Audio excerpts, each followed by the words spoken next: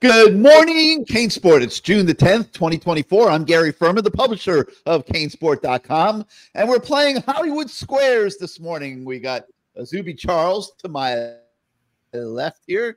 You look down, we got Stephen Wagner, and in the lower right-hand corner, we've got our managing editor, Matt Shodell, who has thankfully left his Gator shirt in the closet today, and he is saluting Roland Garros tennis because the French Open just concluded its annual 2-week run. So Matt, being the tennis aficionado that he is, decided he would honor the great tennis players of our world today with his Roland Garros t-shirt. But we've got so much to talk to you guys about today. Yesterday was just totally insane. We covered 11 official visitors. Then we had Legends Camp out on campus with so many of the greatest names in Miami Hurricanes history. Then we had a commitment last night that we brought to you guys, and it just goes on and on from there. And this morning, we begin the annual rite that we have exercised for several years now, and that's our State of the U series. And over the next 18 days, we are going to be breaking down every single nook and cranny of this program. We'll explore each of the recruiting classes that make up this year's football team. We'll look at how year 3 can be a flashpoint for success for coaches like Mario Cristobal coming to new programs and how that might apply to this year's Hurricane football team. We'll evaluate where Miami stands here in year 3 of Cristobal in the college football landscape. And I want to talk to these guys about that a little bit here in a moment. Where is Miami in the college football landscape? Do people care about Miami? Is Miami relevant? Does Miami have to fulfill its potential this season, which I think we all agree is enormous with the roster fortifications that have taken place in this offseason? So is Miami relevant? Do people care about Miami again in college football? We'll be talking about that in a little bit. We'll break down what we think is the biggest question facing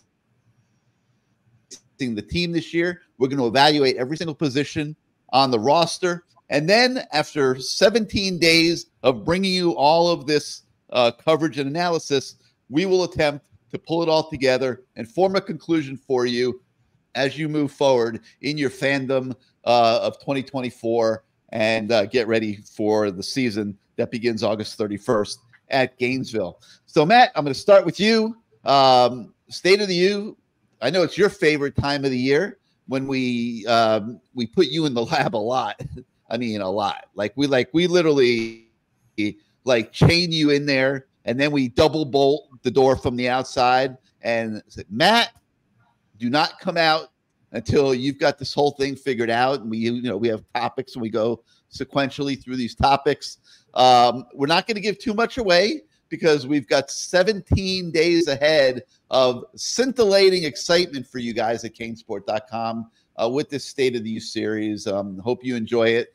But Matt, as we look forward to what's to come in this series, your general thoughts as you start to look at the Miami Hurricanes program from a global perspective, not just where we are today and right this moment, but the whole big picture of the program as it attempts to move forward and re-elevate itself to the top of college football.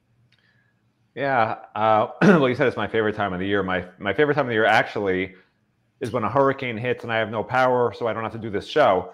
So this is my second favorite time of the year. But what I will say is I did watch the Neanderthal Netflix documentary. I always thought it was Neanderthal. I don't know why Patrick Stewart says Neanderthal. But whatever it is, that's how long ago, 450,000 years ago is when these somewhat human beings existed. And it feels like that's how long ago it was since Miami was relevant. And so Gary can rattle off all these different questions we have and what we're going to be analyzing. But, all a Miami fan cares about is when Miami is going to be in the playoffs, when they can actually root for Miami in a national championship game. And so really, to me, Gary can say we have all these different conceptualizations. To me, what the bottom line takeaway is going to be over this we literally have stories running for the next month in this State of the U series, what it all is going to have to add up to in your guys' minds, because there's no there's no obvious concrete answer, right? All you have is data points that point in a direction. And what I will say is the direction has been pretty much level over the last, how long have we been doing these series, Gary? 10 years? Probably at least, yeah. Yeah, so since Stephen Wagner was 6 years old, we've been doing these series.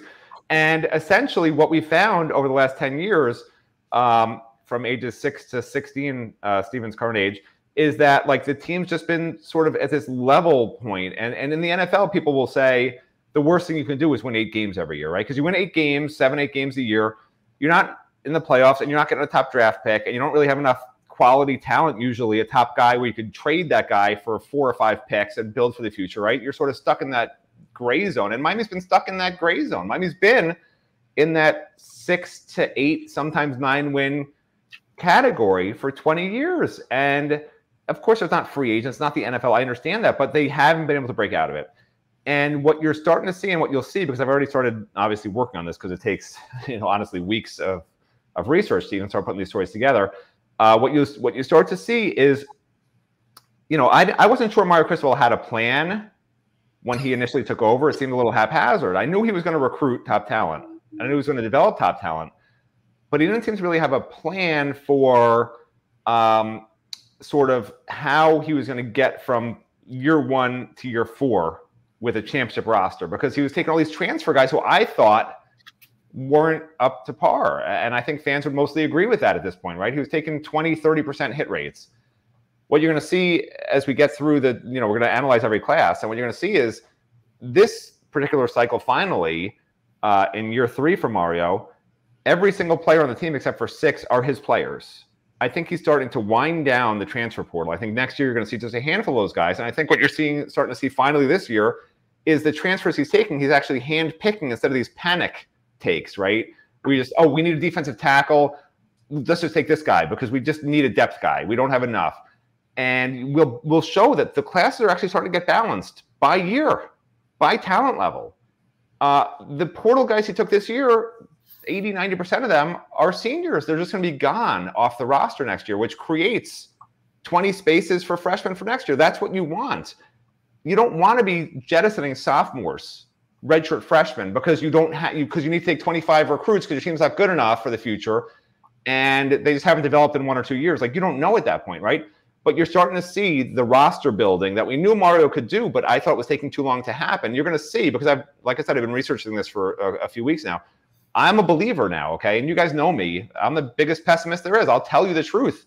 Like, sorry, Izubee. I hate to be an Izubee positive, pie in the sky guy right now, but I am, because the data. I don't lie about data points. I don't just make stuff up and say stuff's terrible.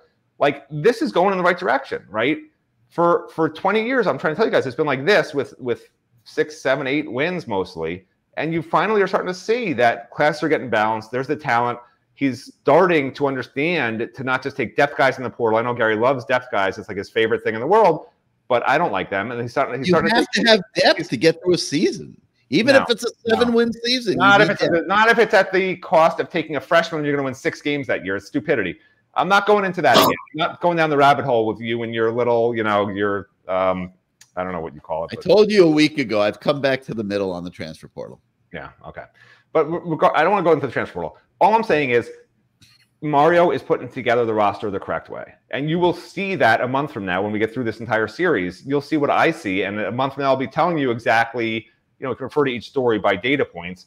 But you'll see how this roster looks so much different. And we're going to go class by class. And you'll see the ridiculous amount of players that didn't stick in the program from Manny Diaz's last 2-3 years that he was coaching here. There's like nobody left. And it's not that they were good players who decided to leave because they got bigger NIL deals. These are players who haven't done anything anywhere. They left and they're nobodies. Like, they were jettisoned out of the program. They left of their own free will. They didn't make it, whatever the case may be. A ridiculous amount of churn of bad players that were taken into the program that never developed, that weren't good enough. And I think we're starting to turn the corner on that. I really do. And again, a little of it's conjecture, right? Because you don't know if Mario's freshmen and redshirt freshmen and true sophomores are going to truly be great. But you're starting to see, when you have 6 true freshmen, was it 6 true freshmen last year who started games? I think it was 6. When you start to see things like that, that's a huge green flag for the future. So, that's why I'm wearing the green shirt, not for Roland Garros, because I'm giving Mario Cristobal the green flag to go ahead and do what he's doing, because I'm sort of starting to like it, believe it or not. I know it's crazy for fans out there to hear that. For me to predict that the program's going the right direction, for me to predict 10 wins this year, when, by the way, people, Stephen, dredged up our correct win-loss total. I think Izubee's laughing because he knows he predicted 10 wins. No. Both of us, 9? You said I was stupid and crazy for saying they were going to lose to Georgia Tech. Well, you laughed at me. You all laughed at me, and I was right. And they lost to Georgia Tech. And who's laughing now? I was actually going to mention that and give you kudos, but now I'm just going to say you're an idiot again, because they should have won that game. But shoulda, woulda, coulda. You know what happened? They still have an L in the loss column. Oh man, if I had a nickel for every time. Well, we both predicted 7 wins, and we both were right, regardless how you got there, okay? Fans somehow dredged up that old story we did before last year saying how many wins and predictions. So you and I look good, Steven, even though you predicted a ridiculous loss to a team that, honestly, I still don't understand how they lost that game. Even with not taking an knee, how do you lose that game? Because Georgia Tech still had to go 70 yards downfield in like 30 seconds. Like, it was ridiculous, even with them not taking – like, so many things – had to go insanely wrong in a span of a minute, that for you to be taking credit for that is like, you may as well be taking credit for inventing the internet along with Al Gore, because like, it's just almost unfathomable that you got that prediction right. Okay, you know what? I predicted, I created the internet. I made all of it. I'm the publisher of CaneSport too. I'm in charge. Hey, I'll go on up you. I invented South Beach. How about that? True story. Oh, I've heard that. True story, Gary. This is a true damn story. I'll sum it up in 15 seconds. A buddy of mine and I, when we were 18 years old, we were driving down Ocean Drive. It was all old hotels, 90-year-old people sitting out on the porch, and we said to each other, if we could afford it, if we had the money, we would buy up all this property, and this would become a paradise. And it was amazing. Like, over the next 10 years, people started buying the properties and turning it around, and now we have South Beach. South Beach is a paradise, by the way. I've been there a time or two. Yeah, that place is something different. That's a monster. That's not a paradise. That's I'm gonna share a secret with you, Gary. If you had bought all that property on South Beach, nobody would be going there today. Nobody would want to step foot there. Okay, so don't take credit for creating South Beach. It would have been Ferman Beach, and nobody would have wanted to go. It would probably be where they haul all the garbage from the Keys to store it. But getting back to what we're talking about, I think sometimes you get what you ask for, what you deserve, and I think that's what that Georgia Tech. I mean, you're right. There were so many crazy things that went on in that game, but when you didn't take the knee, you were asking for it, and somehow miraculously stuff happens. It's amazing how this world is. But we were out at campus on yesterday, Sunday, and it was Legends Camp Day. And this has been going on now, I think, about 5 years or 6 years. Mark Rick started it. It used to be called Paradise Camp. And all the former players come back. Not all, obviously, but a lot of the former players come back, enough that young Izubee Charles was walking around the indoor like gushing, oh, my God. Like, there's Michael Irvin, there's Gino Torretta. So Stephen was doing his share of gushing too. But they're young guys. Like, they grew up watching. Actually, God, I don't know. I guess I can't really say that. You guys probably didn't grow up watching Michael Irvin and Gino Torretta. I grew up watching Matt Bosher. I actually told him he was my favorite punter of all time, and he was like, "Man, you recognize me?" I was like, "Man, I forgot against what team he laid down a hit." And I said, "I want to be a punter just like you, Matt Bosher." Well, you've never had to interview Matt Bosher. You change your mind. Listen, I'm not going to bash players except for Matt Bosher, because there is not a reporter out there who has interviewed Matt Bosher who will not tell you that he was somebody that nobody ever wanted to interview, because he really took to heart what the Miami Sports Information Department taught him, which is never answer a question with anything other than a generality. And and he'll tell you that too. I mean, it's kind of, he does it on purpose. It's kind of funny, hey, Matt, what do you think the farthest kick you could make is? I'm just trying to do it for the team. Whatever the team needs me to do, I'll do. Next question, please. That's what he would do. It was almost comical. I actually wrote a story about him just basically not answering questions. Like, that was actually my story, because to actually write a story with what he said, it wasn't even a story. Well, all the players, they spoke. We have a video of it. It's on our YouTube channel. It's on our Twitter. If you haven't seen it, take the 12 minutes to watch it. It's parts of it are entertaining as everybody introduced themselves to the campers. But so anyway, it was a who's who. You know, John Beeson out there bragging that when he was playing, he got the richest contract for a linebacker in history, which he did. And you know, Antrell Roll was out there, and I think he got a bigger contract than Beeson, even though he's a DB. But the point is, you saw all the greatness of Miami football, and it was a reminder of what this program can be. And you know, a lot of people tell new coaches, you know, don't win too fast, because all that does is elevate expectations that are very hard to sustain. I'm not suggesting that Mario Cristobal went 5 wins and 7 wins in his first 2 seasons as part of this master plan that Matt alluded to earlier, to keep the expectations ratcheted down, so that you know, people wouldn't be looking to run him out of Coral Gables too early. But I would say, guys, as we look at this State of the U, and I kick it off with a column today that's on the website this morning, and I point out that really, like, is there anything off the table for this team this year? I mean, yeah, you know, this time of year we look at everything through orange and green colored glasses, and you know, predict 12-0 seasons and things like that. But when you look at the way the talent has been upgraded pretty much across the board, and you know, I was out there yesterday, and you know, the team's having workouts, and everyone's just so excited. You know, Cam Ward spends all day in the film room, and keeps progressing by leaps and bounds. You know, Reese Poppenberger is getting better and better every day. They feel great about the quarterback. The Emery, so accurate. You know, and then of course the running backs. You know, Jay Allen was out there yesterday moving around pretty good. He looks like he's ready to go. They're bullish about the receivers, the tight ends, Arroyo, Elijah Lofton. I mean, people are fired up out at the U about this upcoming season. And really anything is on the table. 9 wins, 10 wins, 11 wins. 1 million wins. Yeah, you know, how many, Izubee? At 1 million wins. 1 million wins, yeah. But, you know, you always wonder, Izubee, are we looking at this thing through rose-colored glasses? And, you know, like what you know, what are your thoughts on that subject? What are your thoughts of the State of the U?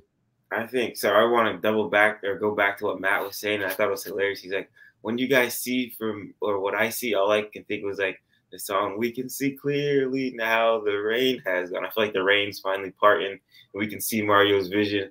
Like he said, you know, there's only 6 guys left on the roster that aren't his guys. And I feel like he's been trying to bring in, you know, guys that are his type. He always says, you know, elite players on and off the field, or, you know, whatever he says, elite personality on and off the field. I think he's got those guys. You know, yesterday, you know, when I was, you know, in the IPF, I was talking to a coach that was, you know, brought some kids to the camp. And I'm just like, you look at the body types, you look at, you know, Francis Marino walking around. He looks like a incredible Hulk. And then you see, you know, a freshman coming in like, I'm drawing a blank right now. Who's the running back from St. Thomas Aquinas? I'm drawing a blank. Jordan Lyle. You see Jordan Lyle. Dude looks like a tank walking around, and then you just see all these body types, and everybody's excited. You talk to the coaches, they're excited. So it's kind of hard not to be excited. You really have to be a Debbie Downer if you walk into that building and say, man, this is not going to go good. Like you mentioned, Cam Ward, you got the piece that was kind of the biggest question mark last year with quarterback, a solid guy, and then just everything around them struck, you know, gold in the transfer portal. You got some good guys that are coming to contribute, and you got, you know, the younger guys that are making their way up. So I just think everything's on the right trajectory. I think this was a part of his plan.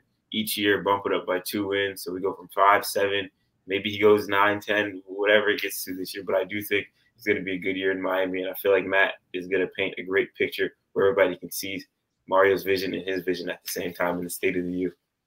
Well, we're cutting to the chase, okay? We are cutting to the chase over the next 18 days or so with all these evaluations that we'll be bringing to you, and then we'll revisit it again in mid-July and talk about what we found in this series. And hopefully along the way, you guys will be posting your opinions on the CaneSport.com message boards. And I guess that's a good opportunity right now for me to say, if you are not yet a subscriber to CaneSport.com, please head on over to our site, become a member of our great community. We got awesome fans. You got the 4 of us every single minute of every day, literally, like days like yesterday, where we are working our butts off to do everything that we can do to enhance your fan experience.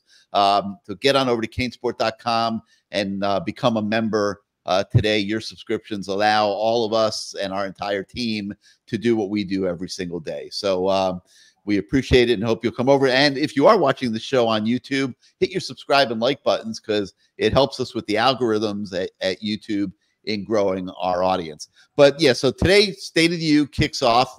Hope you guys enjoy it, and I think that you will. Okay, but so many other things on the website besides State of the U, the legends coming back, the videos on our YouTube channel and Twitter for you to enjoy. This weekend was about recruiting. One of the biggest recruiting weekends of the year. I know we seem to say that every single weekend. This one, I would say, is bigger than last weekend because they had the Legends Camp. And unlike last weekend, this weekend they got a commitment, guys. And let's take a moment and talk about that. Defensive back from the state of Alabama by the name of Timothy Merritt was so enamored by his official visit over the weekend, and he committed to the Canes hours after that official visit concluded. Izubee, let me start with you. You had a feeling this was coming Sunday morning after you interviewed Timothy Merritt. Talk a little bit about him, the commitment, what you heard from him after it, and the fact that he's now planning to be a Miami Hurricane. Yeah, so I kind of want to start a little bit before he came down to Miami. Interviewed him, just kind of, you know, how we always, you know, talk to the guys ahead of the OVs. Hey, what are you thinking? What are you thinking this? And he had a pretty cool story. Obviously, you know, he got offered from the Hurricanes recently in March, so it's kind of quick. You know, these last 3 months, things have been moving pretty rapidly.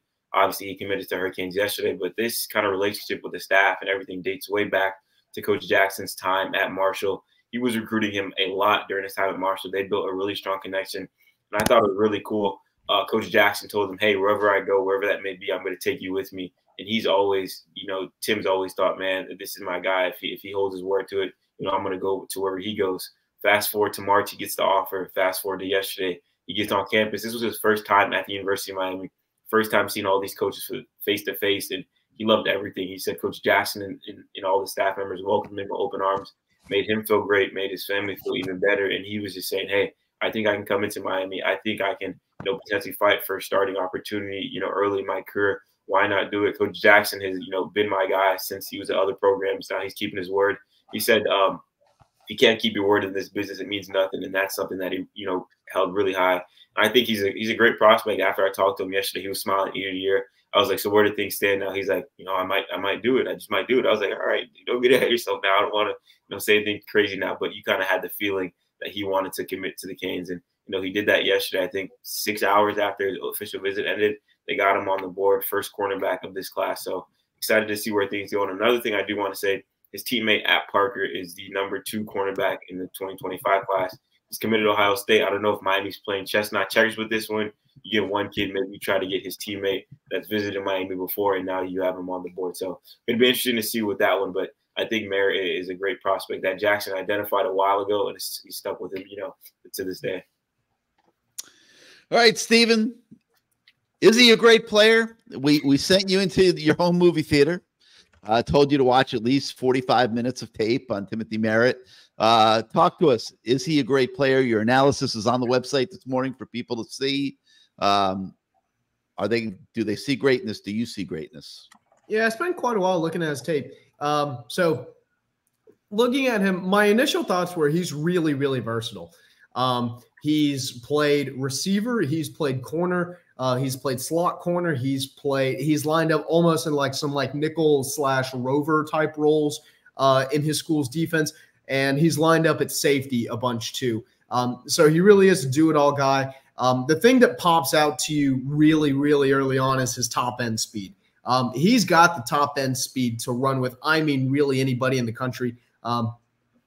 Getting to see him in person, he looks all of 6'2", 180 pounds. He looks the part of, like a bigger, bulkier defensive back, but he still has pretty good length overall.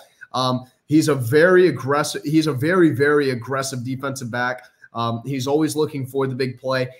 He looks like he definitely could play slot or corner, which obviously means that, maybe there's a chance that he ends up at nickel too.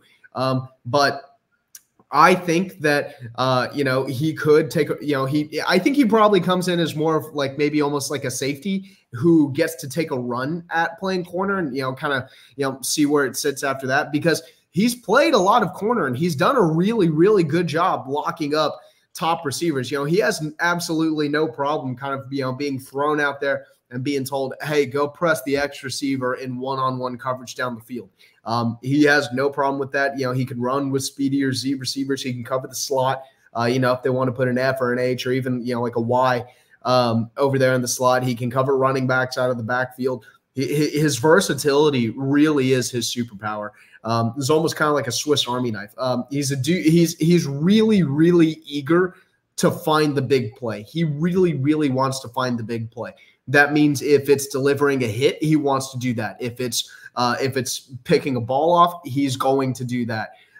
Hell, even sometimes if it's a pick six, he can do that too. And he has the kind of speed where anytime he intercepts a pass, if he has a little bit of space around him, he really does have the ability to take it all the way to the house. Now, obviously, you're probably wondering, well, if he's so great, then why does On3 list him as the number 488 overall prospect in the country? And, well, quite frankly, I think part of it is he hasn't matched up against awesome talent in Alabama. He does not play, nearly as difficult to schedule as, like some of the bigger Florida high schools in here. He doesn't play, as difficult to schedule as, say, Luke Nichols High School over in Georgia. And quite frankly, he should be dominating a lot of these, lower level players that he's going up against. And he does. He really does meet the expectations that are set for him. But of course, like I said, kind of going against lower competition can be a little bit more difficult to evaluate that. But I think the inherent traits are there. I think he has a really, really good ceiling. And I totally get why Miami likes him.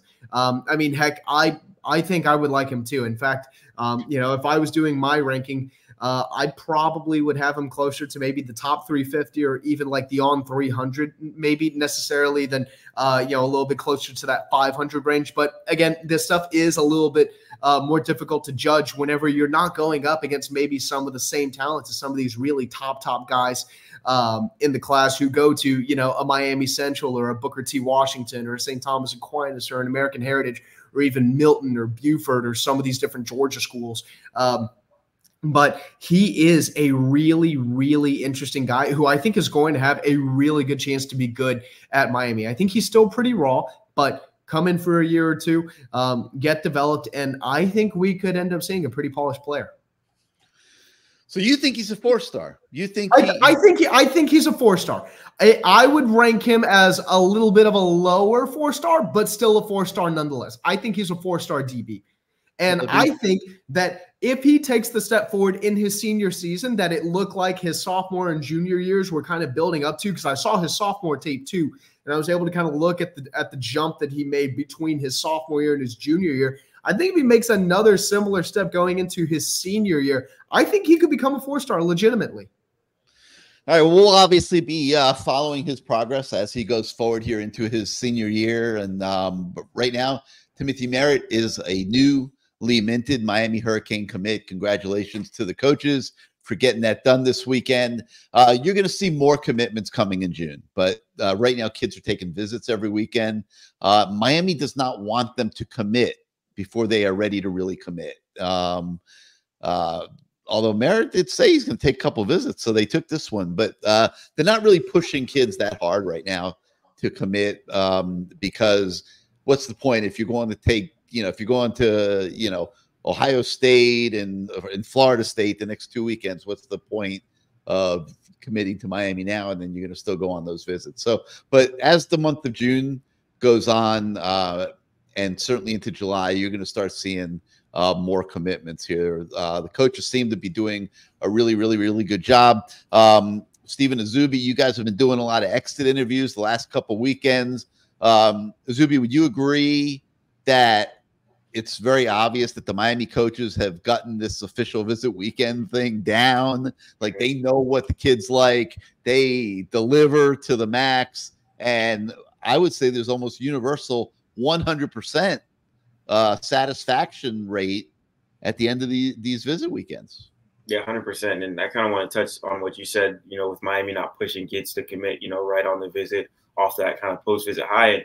And, Dennis Smith and all those guys on that staff always tweet, hey, it's a marathon, not a sprint. And, they kind of live by that. And you can kind of see it, through the summer official visits. You're not going to see, a program like USC, they host 10 guys and have 5 of them commit. And then you see down in the cycle, half those guys have flipped their commitment or going elsewhere. I feel like Miami does a great job of staggering their commitments and making sure the guy that they take, he's ready to go this time. Or if not, hey, take some time, think about it, and then, double back to us. We've seen it countless times, when it comes to December and that final week or those final 2 weeks, Miami starts making these big movements with these guys. And, you always think, hey, how did this happen? Where'd the Miami Hurricanes come from? You always got to think back. This kid was on campus in summer for an official visit, and they left a great impression and kind of led to that. But, I think all the visits have gone pretty well.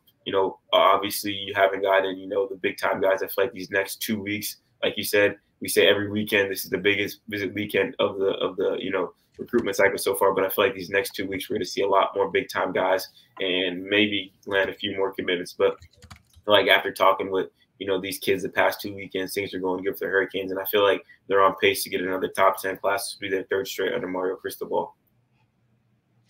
Yeah, I mean, it's we've had, like, yesterday we had 11 stories on the website on all the official visitors, and you could just tell by their comments what a great time they were having on these visits and what a good job the staff is doing in recruiting. So we've got all that still on the website. And one of the stories, guys, there was a 5-star in the building this weekend, Elijah Griffin, just a absolutely incredibly talented defensive lineman. Another 5-star, Justin Scott, is trying to help recruit him.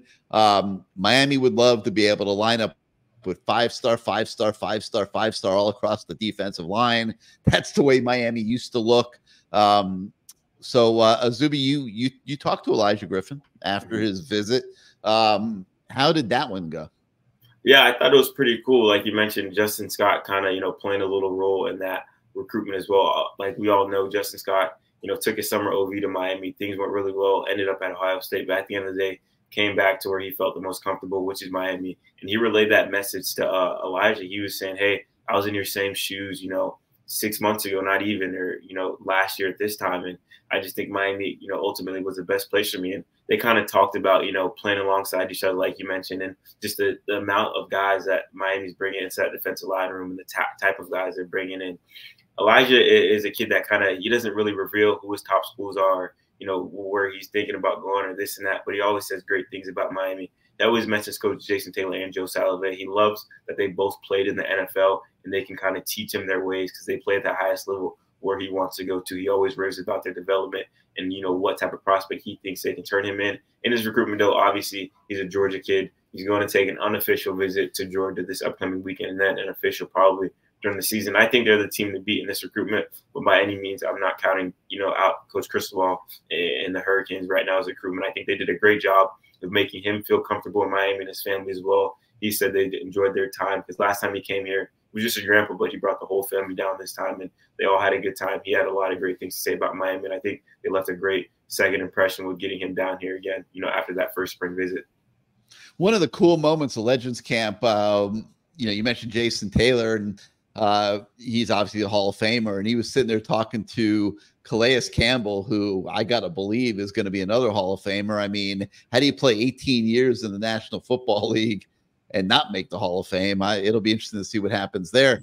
But it was cool kind of seeing them talking to each other. And then Calais Campbell made his way over to Ruben Bain and started, trying to impart some wisdom on Ruben Bain. And, you just kind of saw all the generations kind of coming together there for Miami. And, that's what Miami really is all about. And that's why, the Legends weekend, when those guys come back, is so special, not just for the recruits, but also for the current players on the team.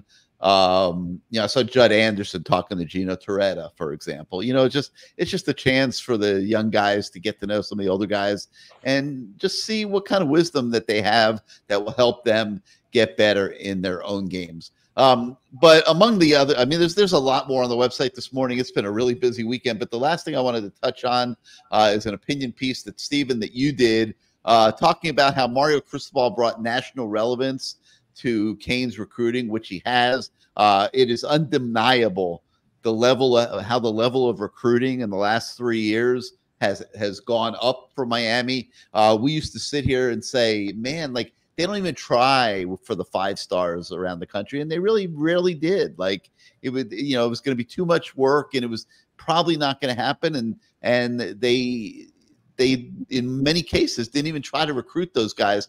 Now they're recruiting those guys, and they're getting a lot of them, and it has brought relevance to Miami recruiting. And Stephen, you spoke to some of the On3 experts that do this every single day to get their opinions, and everyone seems pretty impressed with what's going on at the U these days.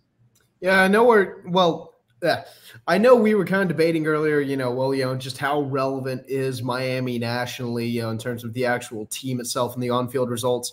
I think one thing that no one can debate is Miami has been nationally relevant on the recruiting scene since Cristobal arrived. He's going to be going for 3 straight top 10 classes this year, potentially 2 or back-to-back top 5 recruiting classes. The only recruiting class he had that didn't finish inside the top 10 was that initial recruiting class that he had immediately after he was hired, where he was basically forced to throw everything together within a couple of weeks and see if he was going to be able to bring in some of his guys from Oregon and kind of hold things over until the season began. And let's be frank, there were definitely kind of talent deficiencies on the team. There were cultural issues within the team, all that stuff. But, even with that, Miami has still found ways to make themselves relevant in recruiting. And at the end of the day, it really does come down to effort. Cristobal, the effort that Cristobal put in completely changed visit experiences, both official visits and unofficial visits. He changed this. He changed what it means for Miami to say we rolled out the red carpet this weekend, because now whenever Miami really is rolling out the red carpet, it really is something that you just have to kind of marvel at whenever you consider the amount of resources that the Hurricanes are throwing into some of these visit weekends. From luxury steakhouses and spending time at luxury hotels and cruising around Biscayne Bay, and these photo shoots that have like this amped up intensity like you've never seen before. They're changing the way that all of this stuff is done to be able to really attract this different top tier talent. Yeah. All right. So that's gonna conclude it for today for Good Morning CaneSport. So much for you guys to check out on the website. Make sure you do make the time. It's really worthwhile. A lot of really good stories. A lot of really hard work from the entire team here at CaneSport.com yesterday, and hope you guys enjoy that. We continue forward this week. Got another big recruiting weekend coming up next weekend. Another O-line, D-line camp.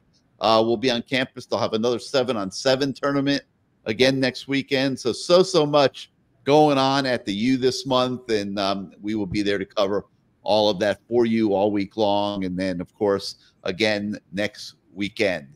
So for Matt Shodell, Izubee Charles, and Stephen Wagner, and his parade of friends that barged through his door this morning while he was taping the show. I don't know what the hell they're doing up so early, Stephen. I'm Gary Ferman. We'll see you guys next time. Have a great day.